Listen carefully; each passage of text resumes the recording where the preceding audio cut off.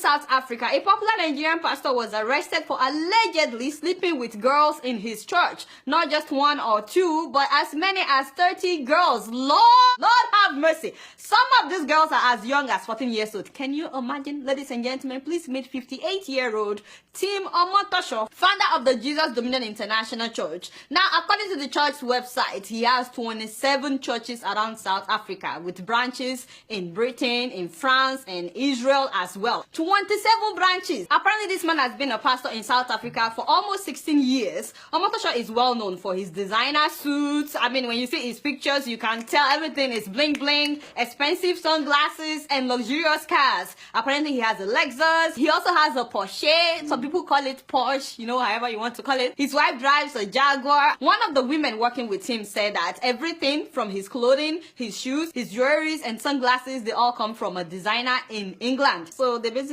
import everything that the man wears. He also has a record company and a foundation known as Help the Helpless Foundation. He used to be the music director for Ebenezer Obey, by the way, in the 80s, you know. So music is a huge part of his ministry. So sometimes during church services, he would play instruments, he would sing. You shall enter your Canaan this morning.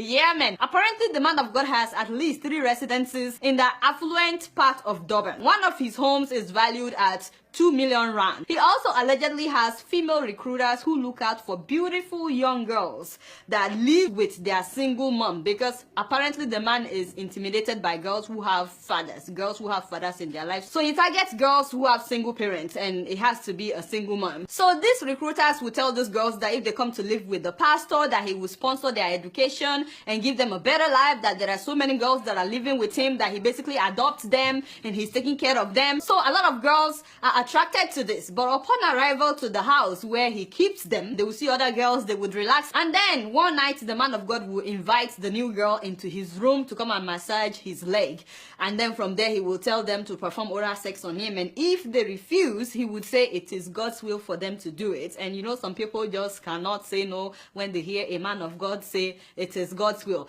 And then if they are reluctant to sleep with him, he tells them that God wants them to sleep with him so that they can be closer to God, because he is very close to God. Can you imagine that?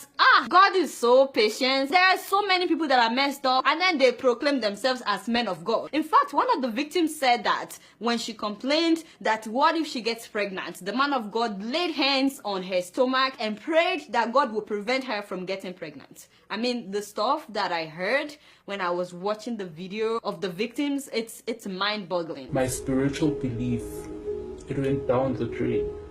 Since the day I left there, I've never set foot in any church. When I think of going to a church,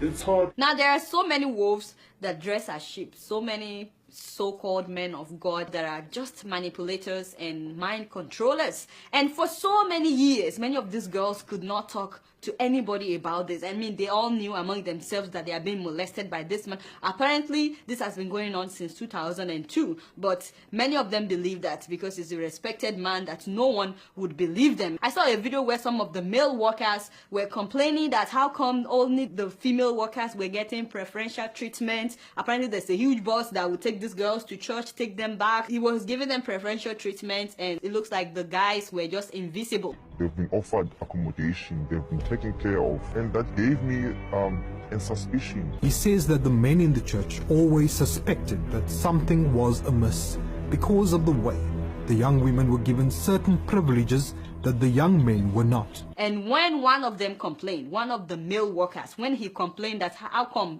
Papa, you are only focusing on the female workers, this male church worker said that the man of God literally manhandled him. He started punching me.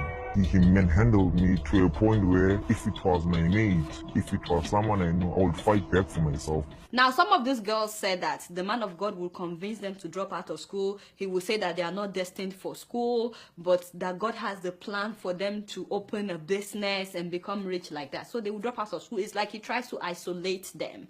Now, when the story broke out, they tried to arrest this man during Easter celebration, but he apparently knew about it, and so he escaped. And I'm like, why would the man of of God be running? Why will he be hiding during Easter if he's innocent, you know? Guess where they finally arrested him? At the Port Elizabeth airport. And you will not believe this, but he was hiding in the female restroom. I was like, now, if the man of God is innocent, why was he hiding in women's toilets? Seriously? If really he's innocent, why was he running for days? Because it took them days before they were finally able to arrest him. And of course, they found him in another town. He flew from Durban to Port Elizabeth. That was where they caught him. And you know, they were talking with him on the phone that he needs to come in for interrogation. And you know, on that day, they knew that he was going to Port Elizabeth, and then he called and told them that his flight was delayed so that they won't come to look for him when he's supposed to be there. He wanted them to come maybe some hours later when he would have left, but those ones did not believe him when he said his flight was delayed. So the security officers, they came there at the time that his flight was scheduled to arrive.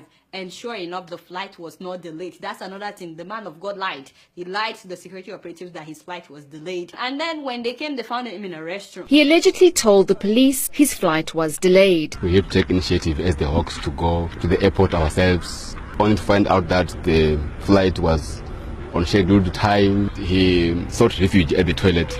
That's where we got the toilet and took him from the toilet. Pastor, are the allegations true? Are the allegations true? So, ladies and gentlemen, once again, please and please be careful who you call your spiritual father. I cannot stress this enough that if you're a Christian, Jesus alone should be your example. It's good to have men of God in your life, but they are still human beings like you. Don't ever put all your hope in a man. You should always put all your hope in God. Please stop replacing God with men of God. His case has been adjourned till May 3rd, so that's when we'll know what would happen to him. But until then, they have refused to grant him bail. I want to know what you guys think about this story. You guys know I don't know much. Guess what? I'm just keeping it real.